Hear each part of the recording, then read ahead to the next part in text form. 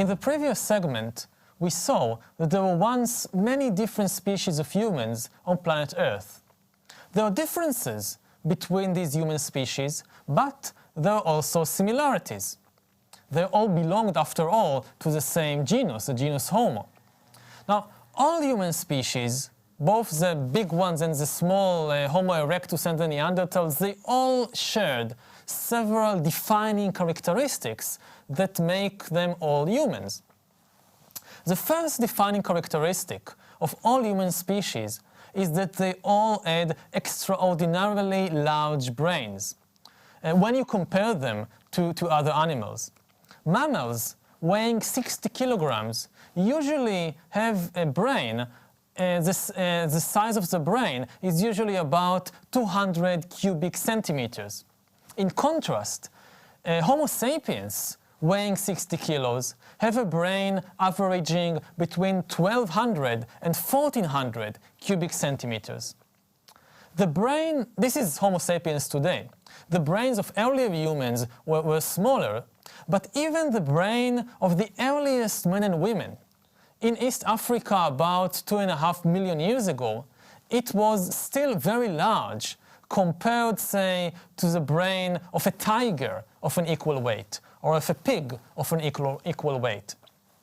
This disproportion of a very big brain compared to body size only increased as humans evolved.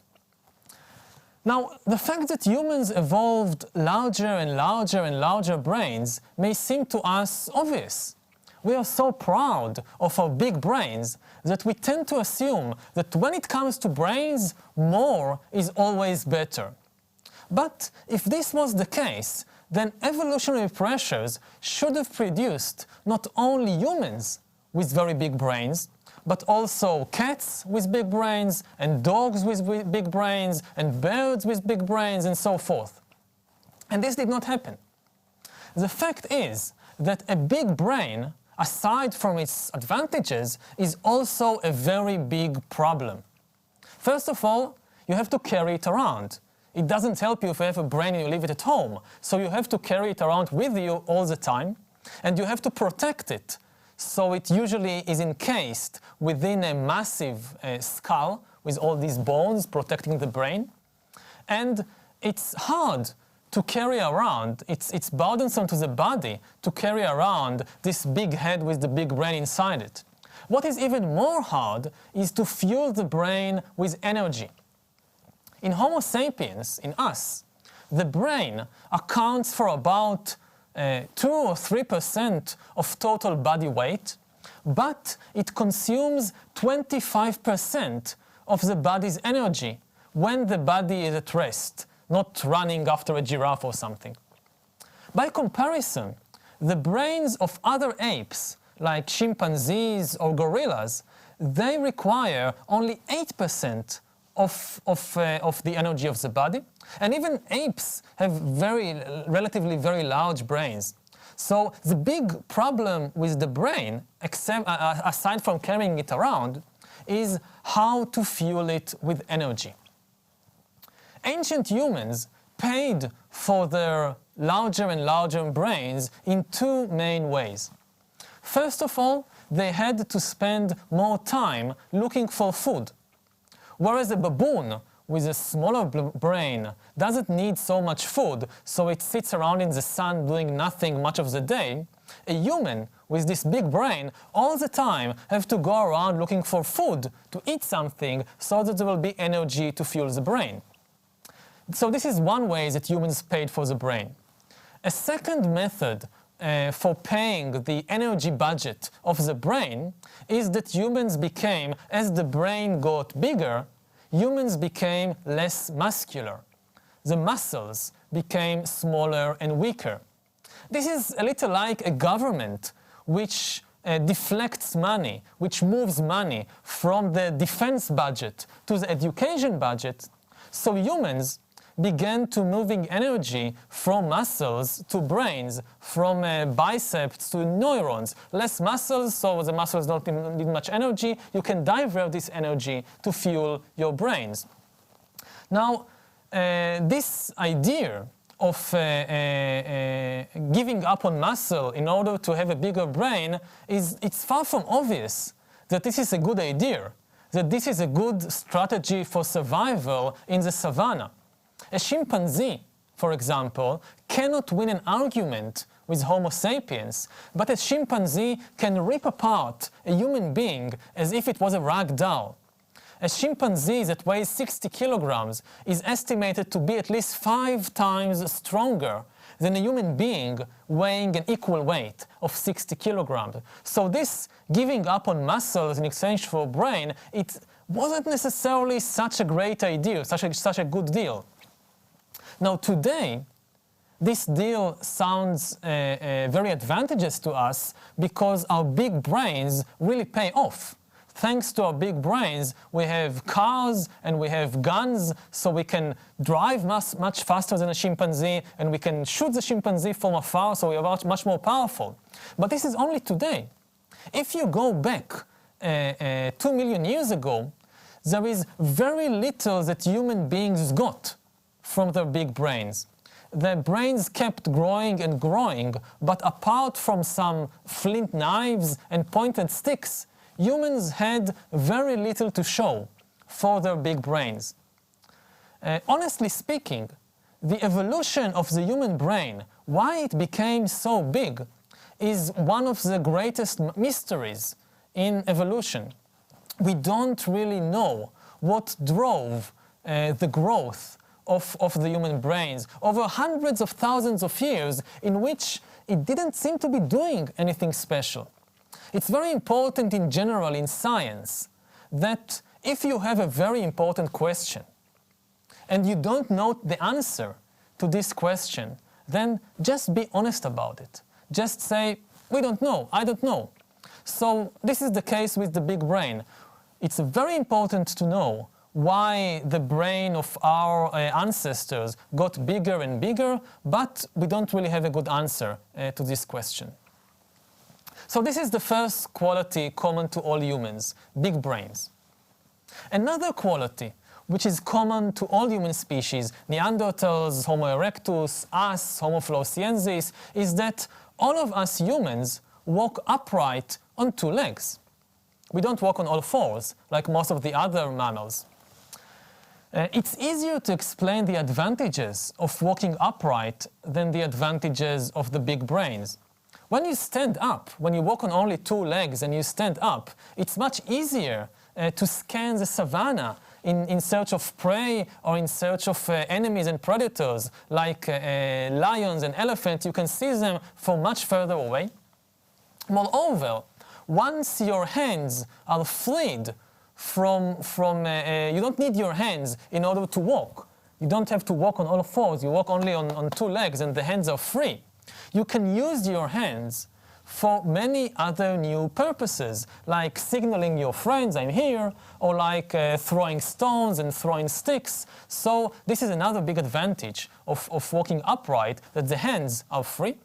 And once the hands became free from walking, humans over generation evolved an increasing concentrations of nerves and finally small, finely tuned muscles in their palms and in their fingers, which enables humans to perform very complicated, very delicate tasks with their hands, like, for example, producing tools and using tools, stone tools and sticks and spears and things like that. The first evidence we have for humans producing and using tools dates back to about 2.5 million years ago in East Africa.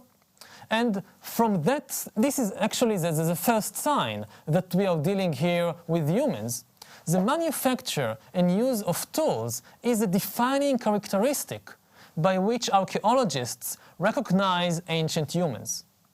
So these are the big advantages of walking upright, that you can see farther away, that you can have free hands, and then you can start making and using tools.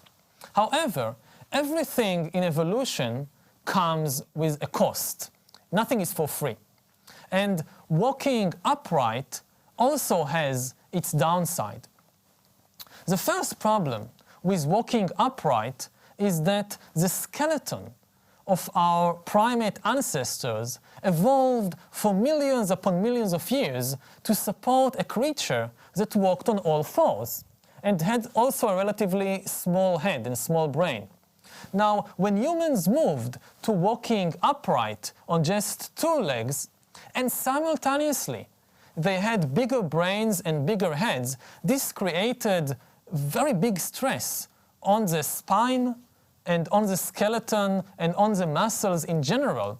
Because again, when you take a creature that walks on all four and suddenly the skeleton and the muscles have to adjust to walking just on two legs and to support this big weight on top of the head, this creates a lot of problems.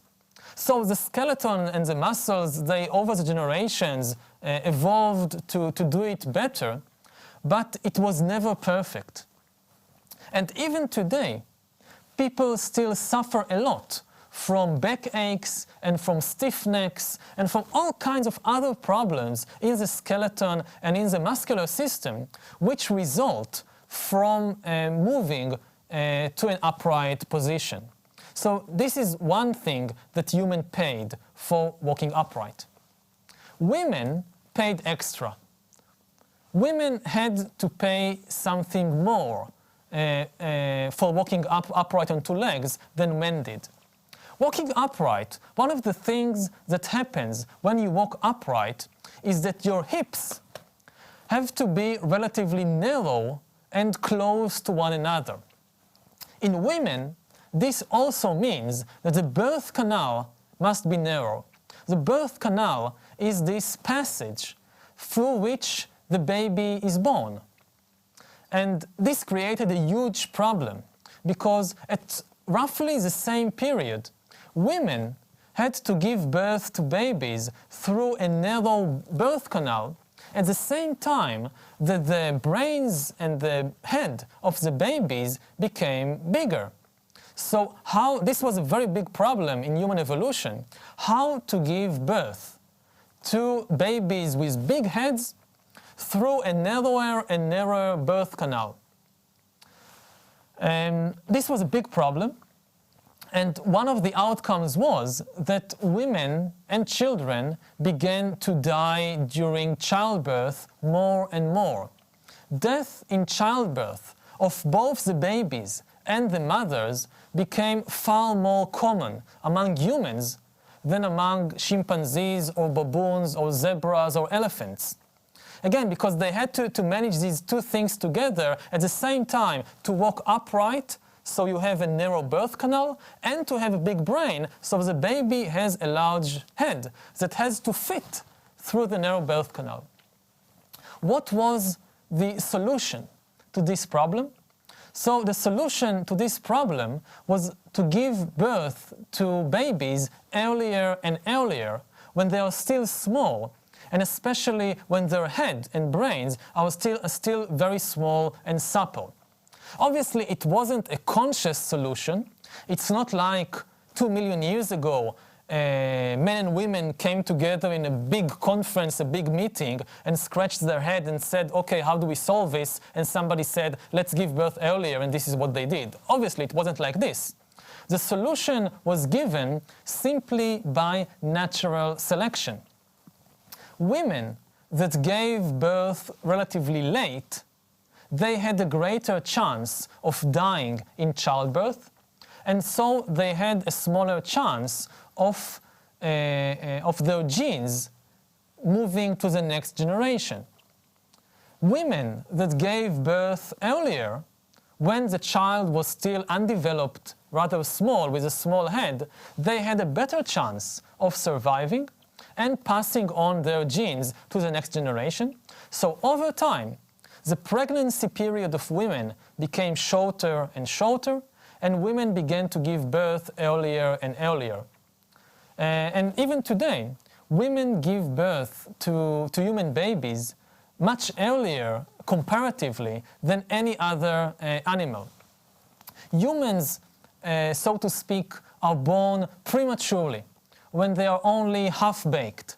like you take the cake from the oven when it is still only half baked, it's not ready yet. This is how humans emerge from the womb, when many of the vital systems, especially in the brain, are still not developed or still underdeveloped. When you compare in this respect humans to other animals, you see there's a big difference. A small horse, a colt, can start walking and trotting very shortly after birth. Within hours of being born, a small horse can start walking. If you have cats at home, you may know that a kitten can leave its mother and start walking around by itself, looking for food and playing with other cats when it is only a few weeks old. Human babies, on the other hand, remain helpless and completely dependent upon their elders for many months and even years. It takes years for a human baby to catch up with what baby horses and baby kittens can do. So this was the solution, the evolutionary solution, how to walk upright with big heads. The solution was to give birth to babies earlier when they are underdeveloped. And this had immense importance for the future of humankind and for our societies today, due to several reasons. First of all, because human children are born prematurely, they need a lot of care and attention from their elders, from their parents and siblings and so forth, in order to survive and grow up. In order for a human child to survive, you need to give it much more care and much more attention than in order for a kitten to survive and to grow up. Usually, a single mother cannot give to her baby enough care and attention only by herself in order that it survives and grows up and reaches maturity. There is a saying, a famous saying, that it takes an entire tribe to raise a human. You need help from a lot of people in order to raise your child.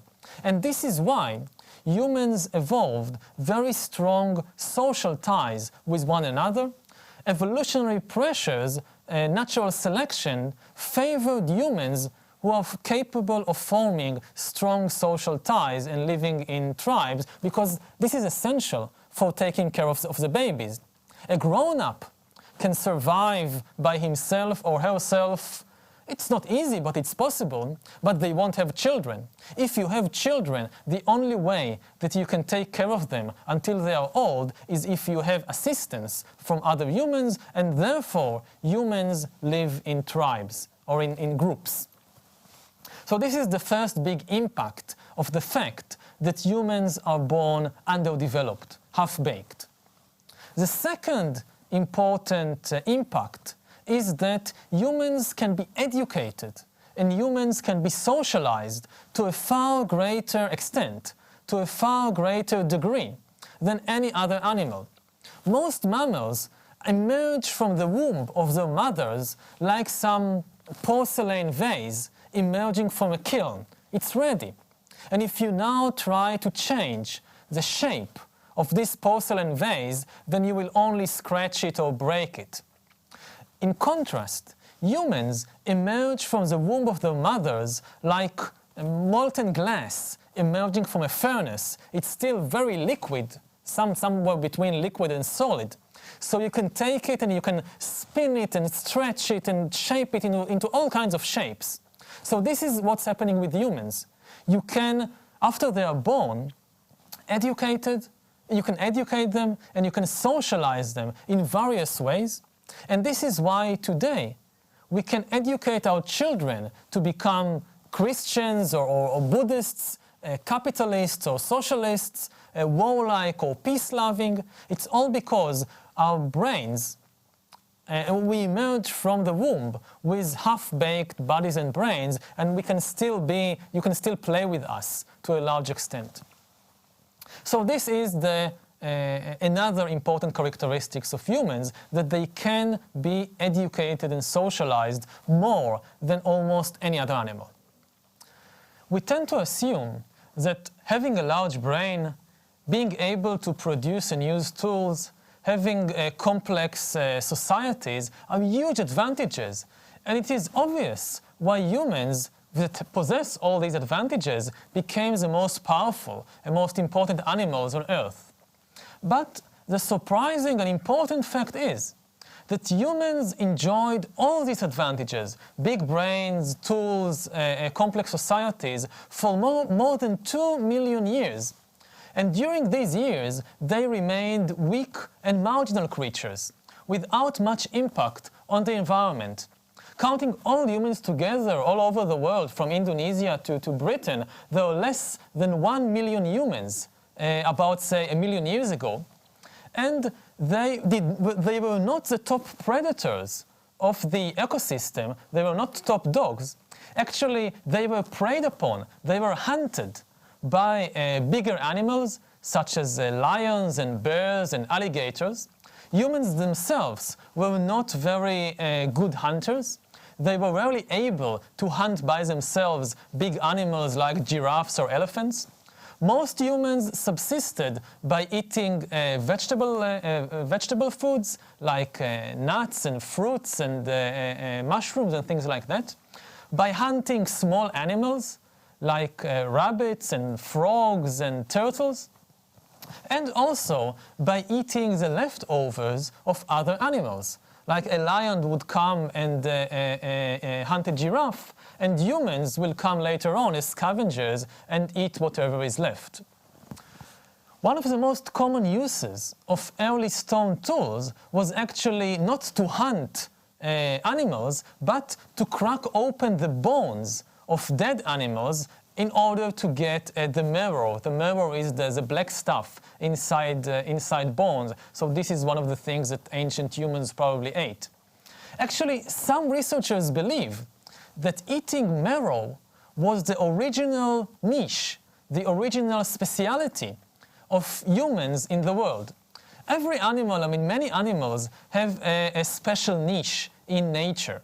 For example, woodpeckers. This is a kind of bird which has a strong and sophisticated beak, which enables woodpeckers to peck inside wood, to make holes in tree trunks and pull out all kinds of termites and worms and insects that live inside the wood and eat them. And this is the niche, this is the speciality of woodpeckers. So just as woodpeckers had this speciality, ancient humans had their speciality in nature, which was to eat marrow, to eat the marrow inside bones. Why marrow? Well, imagine that you're a human 1 million years ago, and you see a lion take down a big giraffe. Now, this is very tempting to try and eat something from a giraffe steak, but you don't want to go anywhere near a hungry lion because he may eat you as well as the giraffe. So you stay away. You hide and you watch the lion eating the giraffe, but you stay away. And eventually the lion had his fill and goes away. It's a big giraffe. There was still something to eat. But you don't dare to approach the giraffe yourself, because now is the time of the bigger scavengers, like the hyenas and the wolves. Now it's their turn. You don't want to mess with the hyenas. So the hyenas come and eat whatever the lion has left, and you and your friends, you still stay away, hiding and watching carefully. Eventually, the hyenas go away, and the jackals and the wolves, they all go away.